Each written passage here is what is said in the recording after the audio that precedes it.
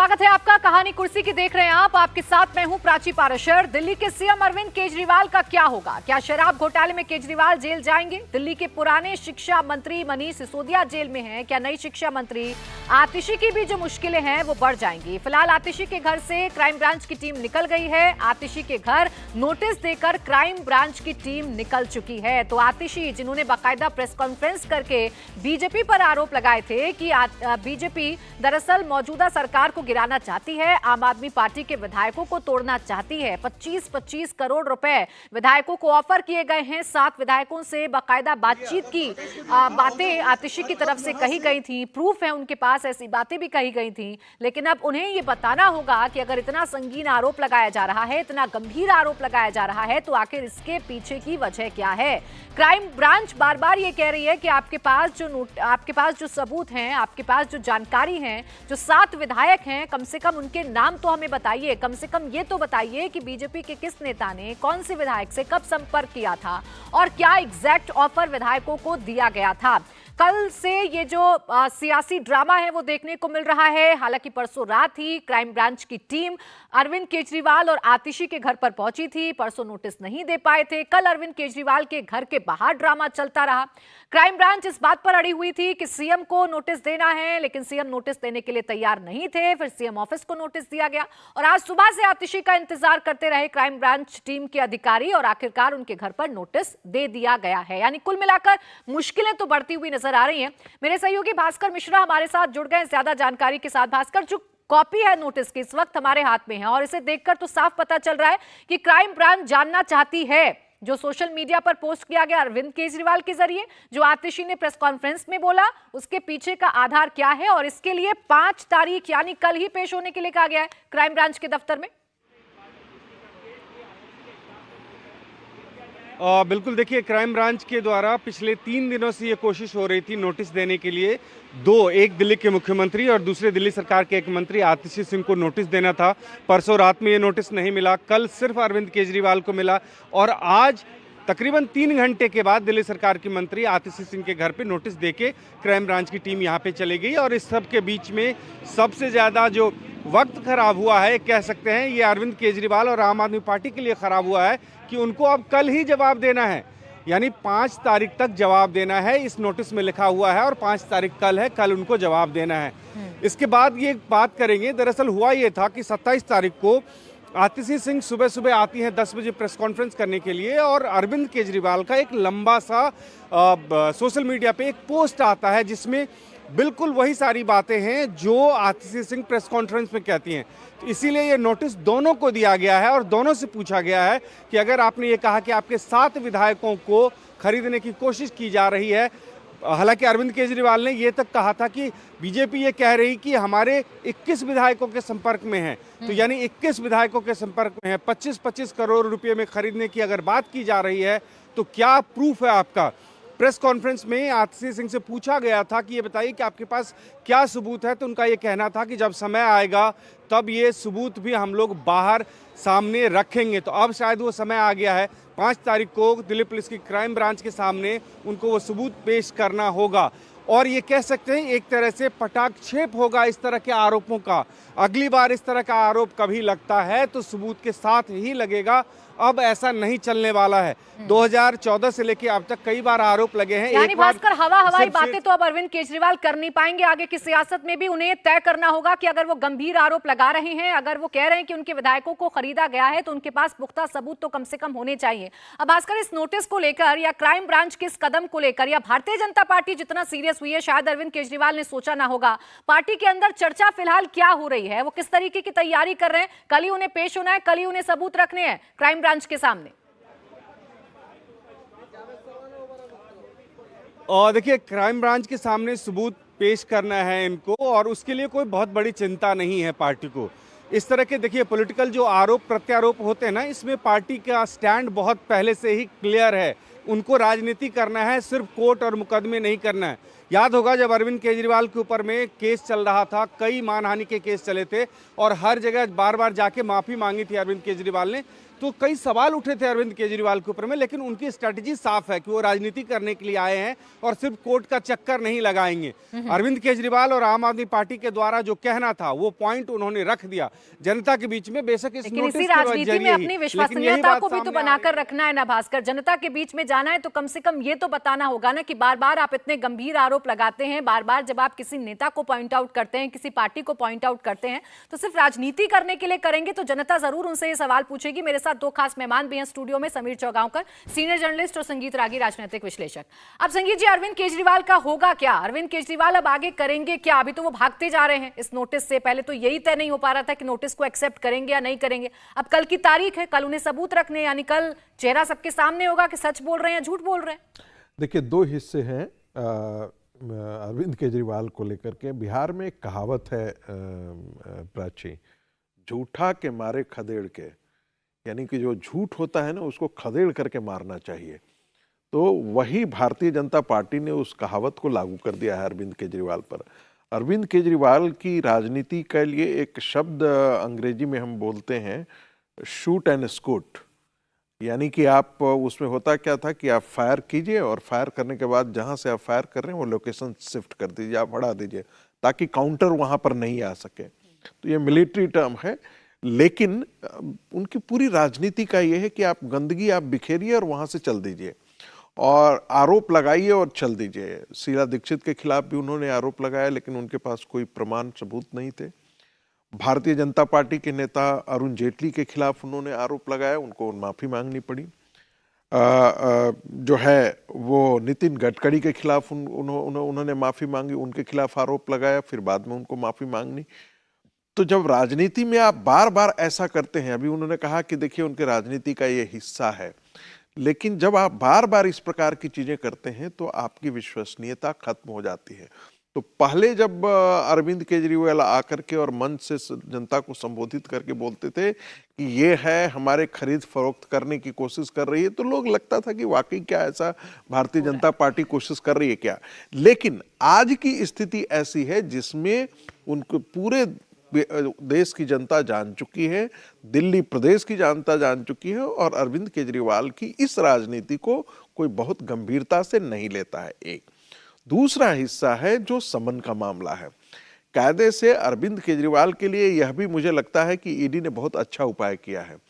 अब जाकर कल जाकर के यदि ईडी उनको एकाएक गिरफ्तार करती तो वो उसको पॉलिटिकली कैपिटलाइज करने की कोशिश करते, लेकिन कल जाकर के यदि अरविंद केजरीवाल समन के कोर्ट में घसीटा जा रहा है उनको, और कोर्ट यदि कल आदेश दे देती है कि आपको समन का जवाब देना चाहिए, तो उनकी जो राजनीतिक पूंजी थी वो भी रही सही गई। उसके बाद यदि उनको गिरफ्तार करती है, जिसकी ज्यादा संभावनाएं दिख रही हैं, यदि वो गिरफ्तार होते हैं तो जो राजनीति करने की उनकी जो इनका जो लगा हुआ था, मुझे लगता है कि वो भी संभावनाएं खत्म हो जाएंगी। और अरविंद केजरीवाल आज के दिन में बहुत बैकफुट पर है। उनकी राजनीति का जो चेहरा निकल करके आया है पिछले खास करके 2 साल के अंदर, वो एक बड़ा विद्रूप चेहरा आया है। उनसे बड़ी उम्मीदें थी, दिल्ली की जनता को उम्मीदें थी, परफॉर्मेंस को लेकर के उम्मीदें थी, ईमानदारी को लेकर के उम्मीदें थी, लेकिन अरविंद केजरीवाल राजनीति के उसी गंदगी के हिस्से बन गए हैं जिस गंदगी को साफ करने के लिए कमिटमेंट करके वो भारत की राजनीति में उनका पदार्पण हुआ था और जनता ने उनको अपने सर आंखों पर बिठाया था।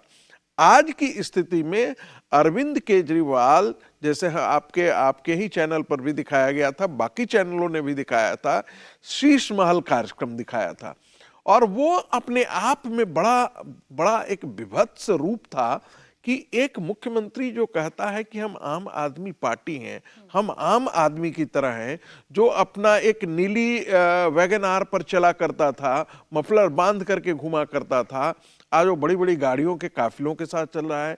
आज वो 18 लाख के कमोड पर बैठता है, 36 लाख का उसके पर्दे और 48 लाख के पर्दे आते हैं। किचन के जो है वो इतने महंगी किचन में आइटम्स लगवाता है। तो एक प्रकार की वो जो राजशाही का जो सुख है वो आम आदमी पार्टी का, आप बाहर में जो है वो 10 रुपए का आप पेन रख करके दिखाते हैं, नीचे आप अंडर शर्टिंग नहीं करके चलते हैं। यानी कि जनता से अपने आप को कनेक्ट करने के लिए यह भी राजनीति में संप्रेषणीयता का एक बड़ा माध्यम है।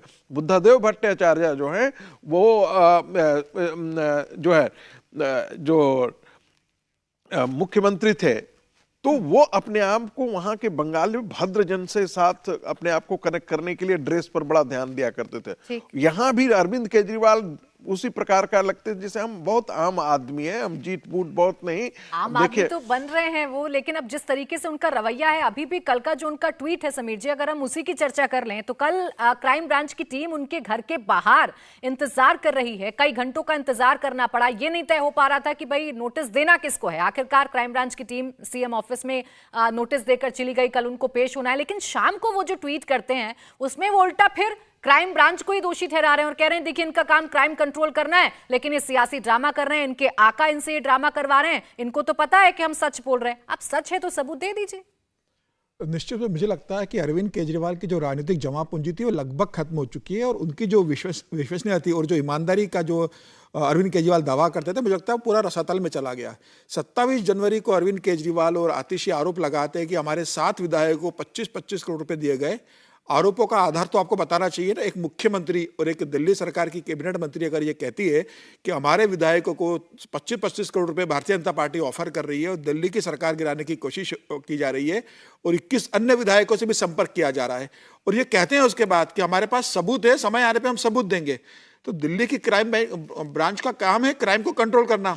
अगर ये कोई क्राइम कर रहा है कि विधायकों को खरीद फरोख्त कर रहा है, उसके लिए कोई पैसों की व्यवस्था कर रहा है, तो अगर आपने कहा है तो दिल्ली की पुलिस जानना चाहती है, भारतीय जनता पार्टी ने शिकायत दर्ज कराई, दिल्ली की पुलिस जानना चाहती है कि अगर आपको ये आरोप है, आपके पास सबूत है, तो आप दिल्ली पुलिस को सबूत दीजिए, हम कार्रवाई करेंगे और जो इस सरकार गिराने के खेल में शामिल हो रहे हैं हम उन्हें गिरफ्तार करेंगे। मुझे लग रहा है कि केजरीवाल की पूरी राजनीति आरोप लगाने पर आधारित रही है और वो इसी राजनीति का फायदा उठाकर राजनीति में इतने ऊपर पहुंचे हैं कि विपक्ष के नेताओं पर भ्रष्टाचार के आरोप लगाओ, सबूत मांगे तो कोर्ट में जाकर माफी मांग लो और फिर किसी नए नेता को ढूंढकर उस पर आरोप लगाना शुरू करो और अपनी राजनीति को चमकाते रहो। मुझे लग रहा है कि दिल्ली की जनता के लिए बहुत बुरे समय आ चुका है कि जिस केजरीवाल को उन्होंने सर आंखों पे बिठाया था, अपने कंधों पे बिठाया था, उन्हें लगा था कि दिल्ली में केजरीवाल आएंगे तो जो जो उन्होंने प्रोमिसेस किए वो सारे फुलफिल होंगे। मुझे लग रहा है केजरीवाल अब दवा से लेकर दारू तक के घोटाले में इनके सरकार शामिल हो गई है। लिकर स्कैम में इनके उप मुख्यमंत्री और एक सांसद राज्यसभा के जेल में जा चुके हैं। 1 साल होने को आ रहा है मनीष सिसोदिया को जेल में गए हुए। 4 अक्टूबर को जाकर संजय सिंह जेल के अंदर है। उसके बाद आप देखिए मोहल्ला क्लिनिक का जो मामला था उसके अंदर स्कैम हो गया, उसकी सीबीआई जांच हो रही है। अभी और स्कूल में एडमिशन को लेकर एक नई जांच शुरू हो गई है। तो मुझे लग रहा है कि ये घोटालों की सरकार बन गई है। मुझे लगता है कि जितना भ्रष्टाचार कांग्रेस की सरकार में नहीं होगा शीला दीक्षित के 15 साल में, उससे ज्यादा भ्रष्टाचार केजरीवाल ने अपने 7 साल के शासन के अंदर किया है। और अब जब केजरीवाल को पता है कि वो इस सब मामलों में फंस रहे हैं, उनके पास कोई जवाब नहीं है, ईडी के सामने वो 5 सम्मन के बाद भी पेश नहीं हो रहे हैं क्योंकि वो जानते हैं कि उसमें शामिल है। तो अब ईडी जब कोर्ट पहुंच गई है कि केजरीवाल पेश नहीं हो रहे हैं, अब यह तय है कि जब केजरीवाल को या तो कोर्ट के निर्देश पे पेश होना पड़ेगा या ईडी उनसे पूछताछ करने के लिए उनके घर आएगी। केजरीवाल का जेल जाना तय है। केजरीवाल इस बात को जानते हैं और मुझे लग रहा है वो इसी आधार पर इस सनसनीखेज को बनाकर अपने आप को विक्टिम बताना चाहते हैं कि सरकार गिराना चाहते हैं, मुझे गिरफ्तार करना चाहते हैं। लेकिन दिल्ली की जनता सब समझ चुकी है और आने वाले दिनों में केजरीवाल को इसका राजनीतिक रूप से खामियाजा भुगतना पड़ेगा और आम आदमी पार्टी की जो विश्वसनीयता जनता के बीच में बनी थी वो लगभग खत्म हो चुकी है। और इन सब के बीच में अगर आप अरविंद केजरीवाल का रवैया भी देखेंगे संगीत जी, तो वो ऐसा लग रहा है कि आप आम आदमी तो कतई नहीं है, क्योंकि आप ईडी आपको अगर समन करती है, 5 बार आप उनके सामने पेश नहीं हो पाए, 5 बार आपको पूछताछ के लिए बुलाया, तो आप कह देते हैं ये तो ईडी का समन ही गैर कानूनी है। और जब क्राइम ब्रांच की टीम आप ही की मदद करने के लिए आपके पास जाती है तो आप क्राइम ब्रांच की टीम को भी उसी का काम सिखाने लगते हैं। तो ये तो आपसे पूछा जाएगा ना कि ये क्या रवैया है। अरविंद केजरीवाल के अपने लिए, अपनी पार्टी के लिए नैतिकता का पैमाना अलग है और दूसरों के और दूसरी पार्टी के लोगों के लिए नैतिकता का पैमाना अलग है। वो कहते हैं ना कि भारतीय जनता पार्टी को दोहरा रवैया अपनाती है। आप बताइए इस देश में एक मंत्री जेल में रहे और वो मंत्री बना हुआ रहे, ऐसा आपने इस देश के इतिहास में कहीं नहीं देखा होगा। मुझे तो जानकारी नहीं है, यदि आपके पास यदि आपका रिसर्च टीम बता सकती है तो मुझे बता दे कि 1 साल तक कोई व्यक्ति जेल में हो और वो मंत्री पद पर अपना बना रहे। हम नैतिकता की उम्मीदें करते हैं कि आप यदि जेल जाते हैं तो जेल जाने, हेमंत सोरेन ने भी जाने से पहले, गिरफ्तार होने से पहले अपने पद से इस्तीफा दिया, और ऐसे आपके तमाम उदाहरण आपके सामने होंगे। लेकिन अरविंद केजरीवाल ऐसी बात नहीं करेंगे। अरविंद केजरीवाल ईमानदारी का सर्टिफिकेट अपने सारे मित्र मंडलियों को देते हैं। आप कहते हैं कि शराब घोटाला नहीं हुआ है, ये तय करने वाला कौन है? आप अरविंद केजरीवाल तो तय नहीं कर सकते हैं, जुडिशियरी उसके लिए बनी हुई है। आरोप आप लगाते थे और आप स्वयं कहते थे सोनिया गांधी को हमें दुख होता है, हमें लज्जा आती है कि लोग ईडी के नोटिस पर जाते नहीं है। अरे भाई, आज तो आपको ईडी समन दे रही है आपसे बातचीत करने के लिए, आप ईडी से प्रतिप्रश्न कर रहे हैं। आपसे 7 बार ईडी ने आपको बातचीत करने के लिए बुलाया। मुझे नहीं मालूम है कितनी बार है, 5वीं बार है, 5वीं बार है, 5वीं बार है जो आपको ईडी ने बुलाया है। आप उनसे, ईडी से आप उल्टे आप सवाल करते हैं कि आपने मुद्दई के रूप में ये मुझे बुलाया है या गवाह के रूप में आपने मुझे बुलाया है। तो ये सब चीजें हैं जो टालने का प्रयास है, ये पूरा टालने की कवायद है। दूसरी बात, आप ही थे जो चारों ओर कहते थे कि भाई जो हमें मौका मिलेगा तो हम आपको सारे सबूत ला करके दे देंगे। आज वही मापदंड आपके ऊपर लागू किया जा रहा है, आपसे तो और आपका काम आसान किया जा रहा है। ये तो बहुत सामान्य बात थी। आपने कहा कि 25-25 करोड़ रुपए देने की बात भारतीय जनता पार्टी ने किया है, हमारे लोगों को खरीदने की कोशिश की है। ये बड़ा गंभीर आरोप है। लोकतंत्र में इस प्रकार की खरीद फरोख्त एक मंडी की तरह हो तो ये तो यदि मान लेते हैं कि कल जाकर के प्रमाणित हो जाता है तो भारतीय जनता पार्टी के लिए मुंह छुपाने की जगह नहीं मिलेगी। ऐसी स्थिति में भारतीय जनता पार्टी ने ये बहुत अच्छा किया कि आरोप पत्र दायर किया, और क्राइम ब्रांच जो है आज ढूंढ रही है केजरीवाल को। इसमें छोटा तो सा ये देखिए, इससे होगा क्या कि केजरीवाल की जो विश्वसनीयता हो, वैसे तो विश्वसनीयता उनकी खत्म ही हो चुकी है, लेकिन ये कहीं के नहीं रह जाएंगे। इसे बचाए रखना बड़ा मुश्किल है। और जो नई लीडरशिप वो तैयार कर रहे हैं, समीर जी बहुत छोटा सा मुझे फिर ब्रेक लेना है, जो नई लीडरशिप तैयार कर रहे हैं वो भी तो फंस रही है। आपके एक शिक्षा मंत्री जेल में है, जिनको आपने नया बनाया वो भी फंस रही है आतिशी। देखिए, आप केजरीवाल ने जब पार्टी बनाई थी, अपनी पार्टी के अंदर उन्होंने इंटरनल लोकपाल अपॉइंट किया था। एडमिरल रामदास उनके लोकपाल थे। केजरीवाल का कहना था कि हमारी पार्टी के अंदर हमने एडमिरल रामदास को लोकपाल नियुक्त किया है, पार्टी में वो पाई का हिसाब रखेंगे, पार्टी ईमानदारी के पद चले, इसके लिए रामदास जी अपॉइंट किए गए थे। आज इनका लोकपाल कहां पर है? एडमिरल रामदास जी कहां चले गए? क्या पार्टी के अंदर कोई लोकपाल है? मुझे लगता है सिर्फ जनता को बेवकूफ बनाने के लिए उन्होंने उस समय सब घोषणा की थी। सत्ता में आते जब उन्हें लगा कि अब सत्ता के साथ मलाई भी मिलना चाहिए, तो रामदास को उन्होंने लोकपाल से हटा दिया और भ्रष्टाचार की शुरुआत की। मुझे लग रहा है दिल्ली की जनता सबसे ज्यादा ठगी गई। अगर किसी को सबसे ज्यादा दुख हुआ है और कब से ज्यादा किसी के सपने टूटे तो वो दिल्ली की जनता है। शायद वक्त आ गया है कि उनकी जो राजनीति है, जिस तरीके से वो आरोप लगाते हैं, और ये सामने मोदी की सरकार है, ये सामने जिस सरकार से आप आरोप लगा रहे हैं, गंभीर आरोप लगा रहे हैं, वो एक सशक्त लीडरशिप है। ऐसे में ऐसे आरोप लगाकर आप चले जाएंगे, ये होता हुआ तो फिलहाल संभव नजर नहीं आ रहा है।